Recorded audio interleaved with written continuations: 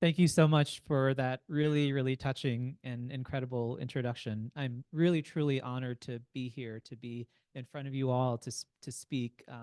I'm truly inspired by each and every one of you. I'm inspired by your experiences. I'm inspired by being able to learn from your children, and it's a true honor to be able to talk today. By way of introduction, my name is Srivastava. I'm a child neurologist at Boston Children's, where I'm focused on neurogenetics and neurodevelopmental disorders. I wanted to give a talk on some of the more salient neurological aspects of Kleefstra syndrome, given that that's my primary focus in child neurology. So today I'm going to talk about a very clinically oriented, hopefully family friendly overview of MRI findings, seizures, EEG findings, and also touch base a little bit about on or work on the ICD-10 code for Kleefstra syndrome. So first, let's get started on MRI findings in Kleefstra syndrome. I'm going to start by just to show you guys what an MRI is. For those who don't know, an MRI is basically a big metal tube that has a giant magnetic field. We won't go into the physics, the chemistry of it, but basically the premise is you use this big, big spinning magnet and radio frequency waves to generate images of the brain. So I'm going to go through this talk by trying to focus on some specific questions that have come up over the past couple of years in encountering families who have neurological questions. So one common question comes up. So what types of abnormalities do we see when we look at the brains of children and adults with Kleefstra syndrome? So the question is, there is a wide range of different types of abnormalities that we see in terms of MRI findings. In general, these abnormalities are non-specific, and in general, they don't require any sort of intervention. But I'll go through some of these specific findings and I'll show you some pictures as well. I've listed a couple of the different types of MRI findings, brain abnormalities that we see in Kleefstra syndrome, and I'll show you some pictures of some of these to give you some more context.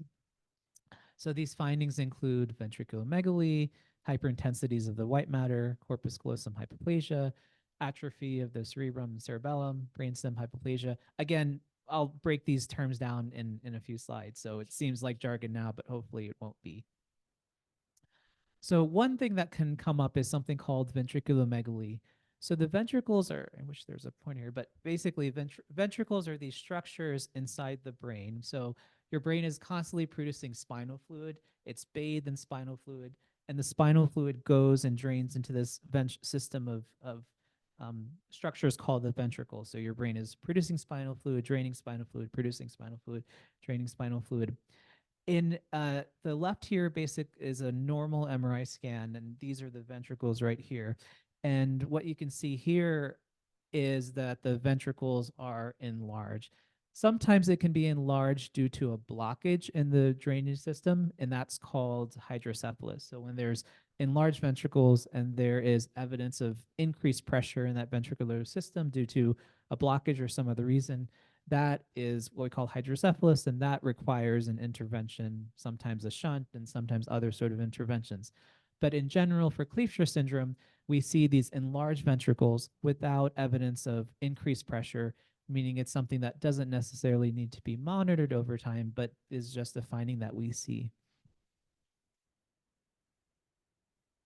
Okay, so the next finding I just wanted to mention is hyperintensities of the white matter. So this is a picture of a brain cell. So you have a body of a brain cell, and you have this kind of wiring that extends from the body of the brain cell. And around this wiring are these sheets of what we call white matter. So you can think of white matter as kind of the cabling or tubing that surrounds these brain cells. And if you look at a picture of a brain, you have the gray matter here, and then you have the white matter here that, again, uh, constitutes or comprises these kind of cabling and wiring of brain cells. And what I've shown here, when I use the term hyperintensity, it means basically brightness. So you can see over here that there are these patches of brightness over here on the MRI of this patient, and these areas of brightness can affect the white matter. Again, this is non-specific. It's not something that carries prognostic value. It doesn't really tell us anything about outcomes per se, but it's a finding to make a note of. And in some cases, actually, sometimes these white matter findings can go away or disappear over time. There are some reports of these findings becoming transient. The next finding I wanted to go through something called corpus callosum hypoplasia. So the corpus callosum is a part of the white matter of the brain that connects the left side of the brain and the right side of the brain. So this is a picture of a brain where the images are taken kind of straight through the nose. So you see the corpus callosum right here, which is the structure that contains white matter, and it connects left and right side of the brain. And hypoplasia means underdevelopment. So if you look at the left side, which is a normal MRI scan, and the right side, which is corpus callosum hypoplasia, you can see that the corpus callosum is thinner than what you would expect compared to the left side. Again, this is a recurring theme, is that this doesn't require intervention per se. It is a finding that we can sometimes see within Kleefscher syndrome. And also, it doesn't necessarily carry prognostic value. It doesn't tell us anything more than what we already know seeing the patient. The next MRI finding I'll mention is something called cerebellar hypoplasia. So again, hypoplasia being a term that refers to underdevelopment. So the cerebellum is a part of the back of the brain over here. Previously, we used to say cerebellum is mainly important for coordinating movements and things like that, but we now know that the cerebellum also plays an important role in cognition and learning. And in Kleefscher syndrome, sometimes we can see underdevelopment of the cerebellum. And so left hand being a normal scan, and on the right hand, you can see the cerebellum just looks underdeveloped compared to the left side. Okay, so there are other MRI findings too, but I just wanted to illustrate some of the ones that have come up. So the next question that comes up is, so when should we do or consider an MRI for my child who has Kleefscher syndrome? So the answer is that in general, we don't necessarily suggest a baseline MRI for all patients with Kleefscher syndrome. We do, however, suggest an MRI as a baseline in somebody with Kleefscher syndrome under some specific circumstances. So I'll go through some of these specific circumstances. First of all, if there's any sort of evidence that there's increased pressure in the brain, and that can manifest as, well, progressive sleepiness, progressive vomiting, other signs that there's something really, really bad going on. Sometimes we consider an MRI if there is what we call microcephaly, which is a head size that is more than 2 standard deviations below the mean. Sometimes we consider an MRI for macrocephaly, which is a head size that is more above 2 standard deviations of the mean. We also think about getting a baseline MRI for somebody who's had developmental regression, somebody who's had a new onset of psychosis or catatonia, and then finally somebody who has focal abnormalities, whether that is, what I mean by focal abnormalities is that asymmetry, so one side may be weaker than the other, or there's a difference between the left and right side in terms of their neurological exam. And then also we think of an MRI if somebody's had seizures, particularly focal seizures, where the seizures come from one side of the body compared to the other. And then finally, sometimes we think about an MRI because the family really wants to get a baseline for their child. If they may have changes in the future, it might be good to have a neurological baseline in terms of the MRI. And so that's always a discussion point. And the reason it becomes a discussion point is because many times anesthesia may be needed depending on the age and cognitive level of your child. And so we're very mindful about trying to minimize any sort of anesthesia risk for this population and in general. So what about, let's say your child has had an MRI as a baseline, and the question comes up, well, do we need a follow-up MRI at some point in the future? And the answer is, in general, you don't necessarily need a follow-up MRI of the brain as just kind of a default, but there are certain indications for when we consider follow-up MRI, and specifically if there are changes in somebody's neurological status, if there are now signs of evidence of increased pressure, or if there's a new episode of developmental regression, or a new or worsening episode of some of the prior findings that I mentioned before. Okay, so we talked a little bit about MRIs, and now I wanted to switch gears a little bit and talk about seizures and epilepsy, because that question also comes up from a lot of families. First question comes up is, well, what exactly is the prevalence of seizures in Kleefscher syndrome? Now, there isn't a whole lot of data about the seizure and epilepsy profile of Kleefscher syndrome, but there are some reports. Among these relatively smaller reports, the prevalence of seizures or epilepsy is different, but it can be anywhere from 17, 18% in one study to as high as 30, 40% in other studies. And the number I like to quote is around 30-ish percent of individuals with Kleefscher syndrome may have epilepsy or seizures. And the key thing to note is that this is an elevated prevalence compared to the general population prevalence of epilepsy, which is just 1%. So I use the term seizures and epilepsy interchangeably, but they're not quite the same thing. So let me define these two terms. So what exactly is a seizure? So a seizure happens when there's synchronized brainwave activity, when the neurons, the brain cells are firing off synchronously, and that results in a change in somebody's behavior or what somebody is doing on a neurological basis. So basically, this is a symptom of a synchronized abnormal electrical activity in the brain.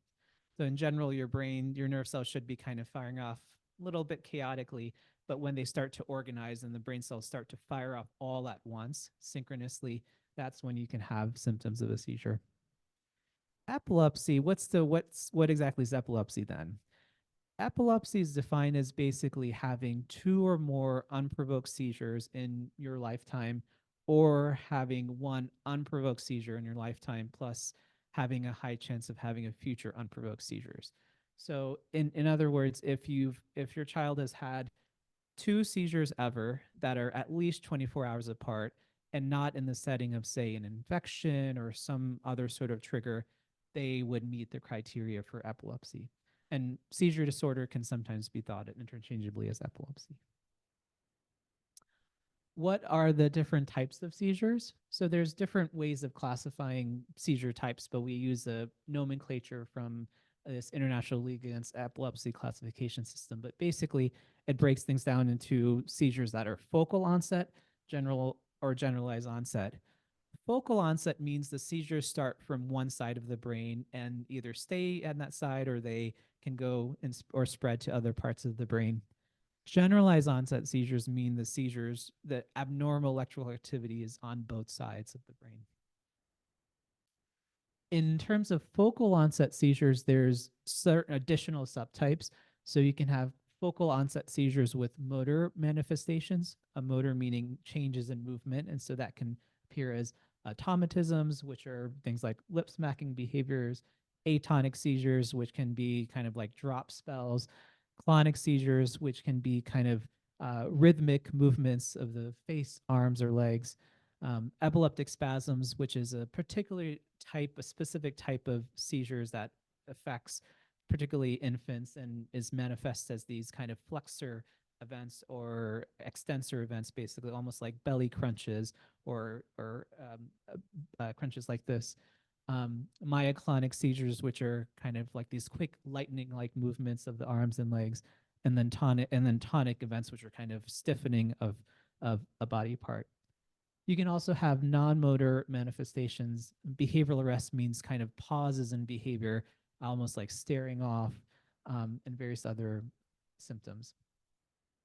And then in terms of generalized onset seizures, so similar types of characteristics of these seizures, but generalized again, meaning that the seizures are coming from both sides of the brain, in contrast to focal seizures, which are coming from one side of the brain. So for Kleefscher syndrome, then the question is, well, what are the specific seizure types that we see in Kleefscher syndrome? And the answer is we see a little bit of both. We see focal seizures, and we also see generalized onset seizures. And among generalized onset seizures, we can see absence seizures, which is kind of looks like a staring spell, but it's different for, yeah, let's say it can kind of look like you're just staring off or daydreaming. We can see tonic-clonic seizures, myoclonic seizures, atonic seizures, tonic seizures, So multitude of different types of generalized seizure types we see in Kleefscher syndrome. And then similarly, we also see a multitude of we can also see focal seizures in this population as well. When do seizures occur in Kleefscher syndrome? So the answer is it can happen at any time point in one's life. So there are reports of seizures that are occurring or that have started in infancy under 1 year of age. There are reports of seizures occurring in childhood and even adolescence. So in general, what I tell families is that there's in theory, seizures or epilepsy can manifest at any point in one's time. Although the longer that you're seizure free, I think that generally is good. So if somebody has epilepsy and Kleefscher syndrome, the question is, well, what is the range of severity of epilepsy? And the answer is it's also pretty broad and pretty variable. You can have uncomplicated epilepsy, meaning seizures that are well controlled. Similarly, you can also have refractory epilepsy, which is defined as having seizures that fail to respond to treatment to two or more anti-seizure drugs. So it can be a pretty wide gamut in terms of the severity. I will say, though, from clinical experience, in those who have epilepsy, most of the times, when those have epilepsy with Kleefscher syndrome, most of the times it is fairly well controlled, and there's only a small subset where the epilepsy can be refractory. And this is just to add a little bit more to that in terms of seizure frequency. In those who have epilepsy in Kleefscher syndrome, it can range from being pretty infrequent, well controlled, to having multiple seizures a day. But again, the multiple seizures a day refractory epilepsy part is not a common manifestation. It can occur, but it's a small percentage of those who have epilepsy within Kleefscher syndrome. This was just one study I wanted to mention that looked at Kleefscher and epilepsy, about 8 cases, and generally most of these individuals had well controlled seizures. I did wanted to mention just among those who do have difficult to control seizures. Again, this is a small percentage of the Kleefscher population, but it is something that can occur. There may be two specific epilepsy syndromes that you might have come across, and that includes infantile spasms and it includes Lennox-Gastaut syndrome. And I'll talk you through each of these.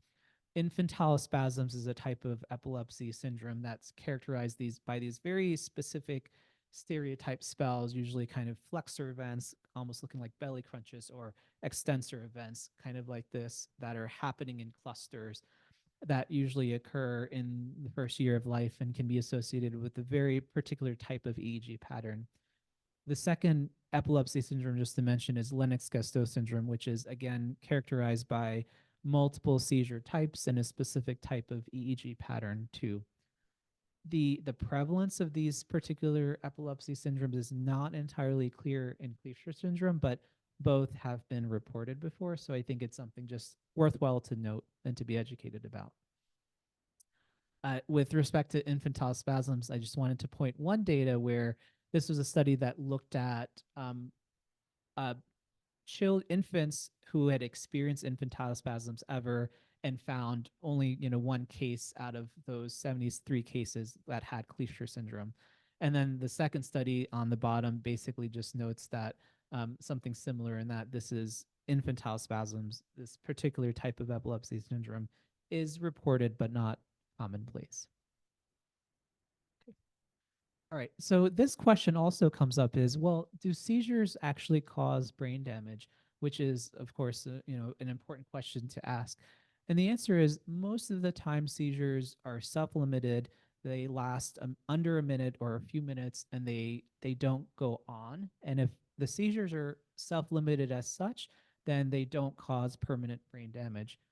What we do worry about is if there's an ongoing seizure lasting half an hour longer. In that case, which we call status epilepticus, that's an emergency that requires immediate attention to prevent ongoing issues and ongoing and damage. And that's the good thing is there are rescue medications such as Diastat, and there's also nasal sprays that can be used in the case of what we call status epilepticus, continuous seizure lasting longer than 5 minutes.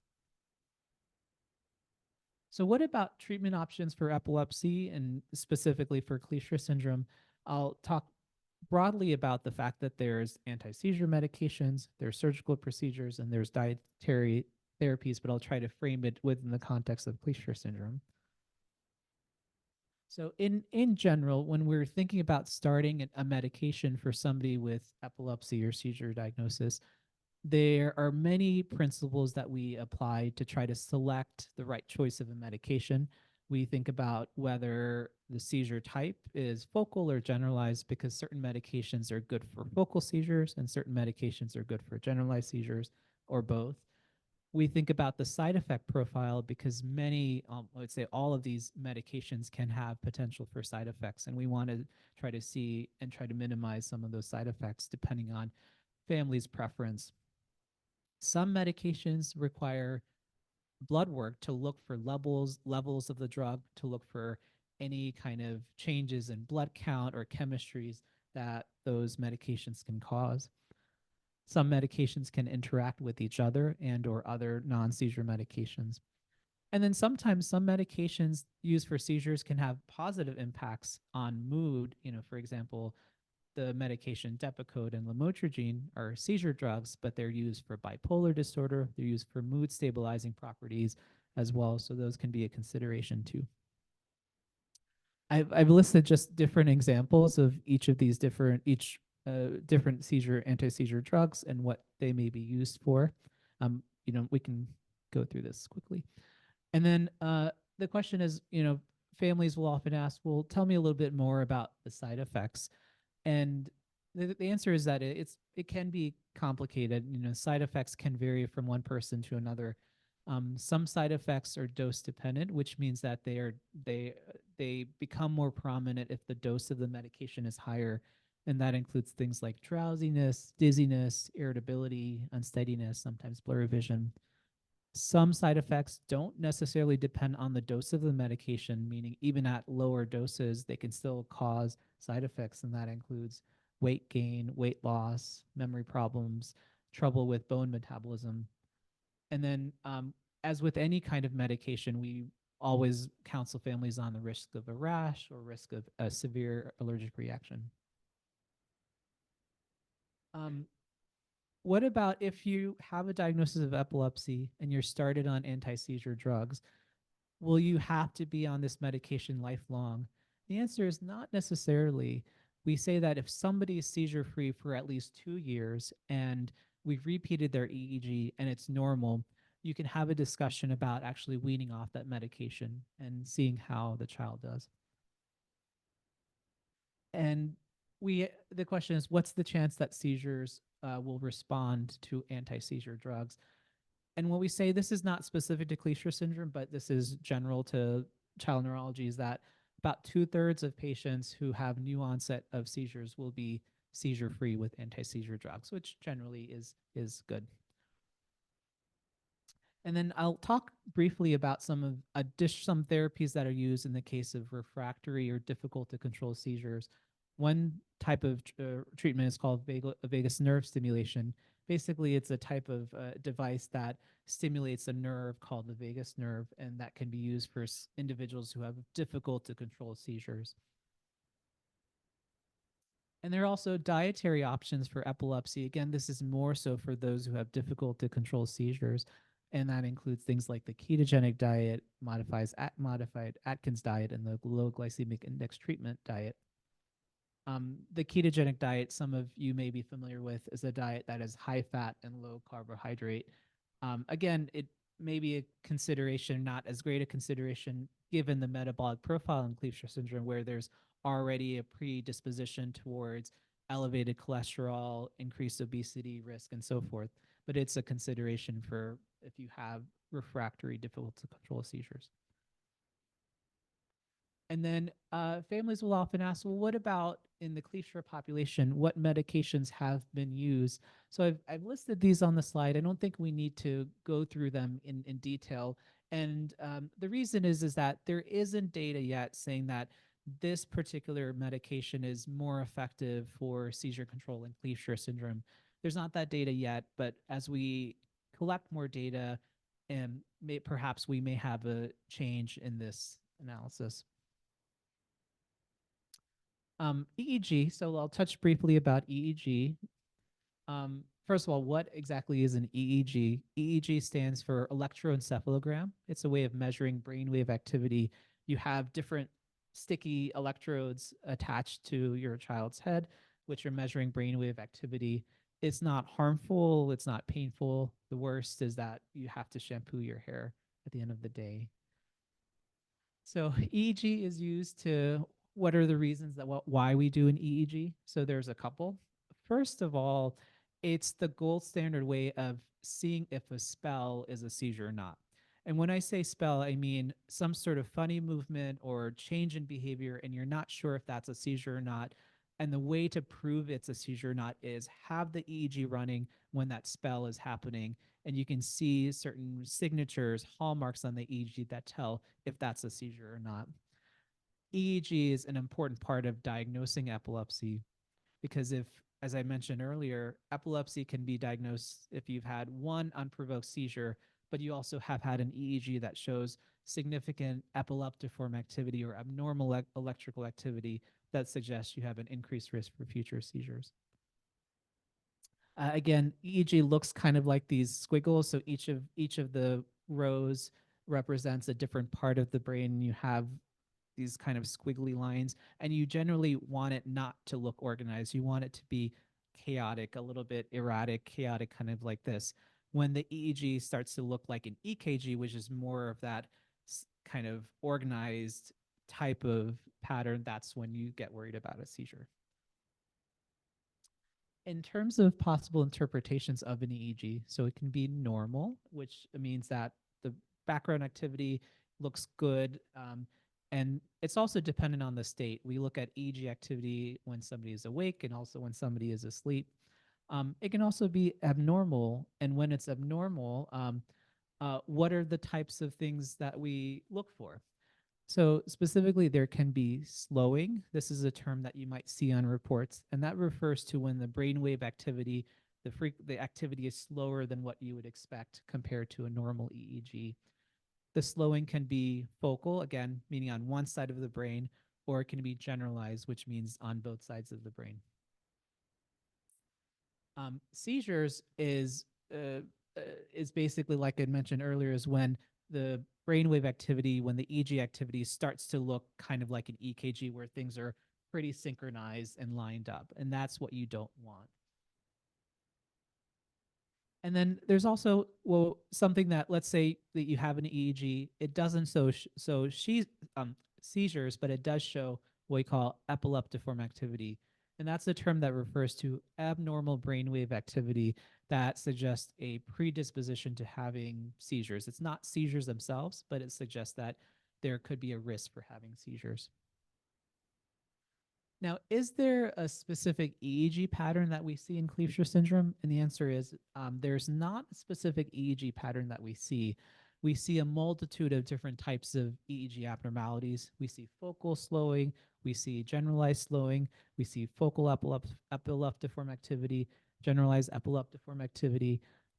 So a wide range, again, of different EEG patterns, but not specifically one that's prominent. So how do we translate the EEG back to the patient? So the way we diagnose epilepsy, although EEG is part of it, ultimately it's EEG doesn't diagnose epilepsy. You know, we diagnose epilepsy based on presence of clinical seizures. The EEG is helpful for that diagnosis. In EEG reports, sometimes you can see, if you see, sometimes it's reported as the EEG may be consistent with an epilepsy with generalized onset. So it's suggestive of an epilepsy diagnosis, but again, epilepsy is diagnosed based on the presence of of seizures. Okay. Some reports mention the term encephalopathy. Some EEG reports mention the term encephalopathy. What really does that mean? So if you Google this term, it is quite a scary term, but I don't want you to be scared. Encephalopathy basically refers to a finding on EEG in which the background activity may be slower than expected, or there are other abnormalities in the EEG pattern. And it's a non-specific term that refers to brain dysfunction, but we already kind of know that. So again, don't be deterred. It's something that we see in EEG reports in Kleefscher syndrome, but it shouldn't be scary, even though the term does sound scary. And finally, does a normal EEG rule out epilepsy? So the answer is no. So you can still have epilepsy even with a normal EEG. An EEG is simply a snapshot in time. If you take it during one time point, it may be different from if you take it at another time point. Sometimes you need longer studies, 24 hours or longer, to try to capture an event if you really suspect that it is a seizure. Question comes up, should we get an EEG just because we have a diagnosis of Kleefscher syndrome? And again, I would say no. In general, it's not needed for every patient with Kleefscher syndrome, but rather if there's a concern for clinical seizures or if there is a concern for regression, loss of certain skills. So an EEG can be helpful to rule out seizures as contributing to that regression. And then finally, just to wrap things up, I just wanted to talk about some of our work with getting an ICD-10 code for Kleefscher syndrome.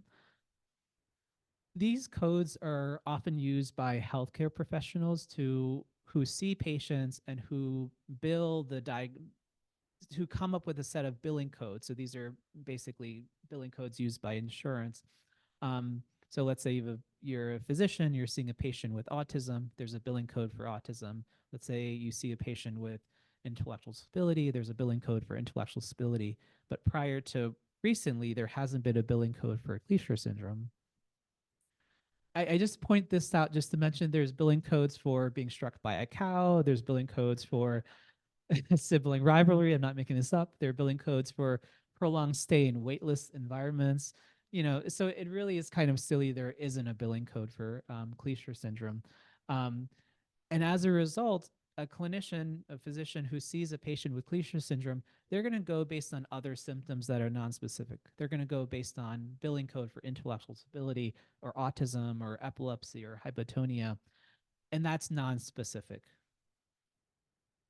And as a result, as Eric had mentioned, this is a disservice to the community when we're thinking about clinical trial readiness, when we're trying to find the patients we are seeing to tell them about research studies or tell them about updated guidelines. It can be quite a challenge. So we did lobbying. So with the efforts of Dr. Kleefstra, Eric, I Define, and others, we were able to lobby to the CDC and get a billing code for Kleefstra syndrome, which is right here. So it'll be available as of October 1st, 2024. And I think the key point is, as Eric had mentioned, I think it's important as you see different providers, let them know that there is a billing code for Kleefstra syndrome now as of October. I think is really going to be helpful from the standpoint of research, but also clinical care and also prevalence studies and all the benefits that Eric had talked about earlier. So I think this will have tremendous benefit to the community. And I think your homework is just to educate providers that you see about awareness of this code in the future. So lastly, just to end on a huge heartfelt thank you to all of you, to each and every one of you. I truly feel so lucky to be part of this amazing, fantastic community. It's been such a pleasure to get to know many of you, and I'm forever grateful to be able to be part of your world. So thank you.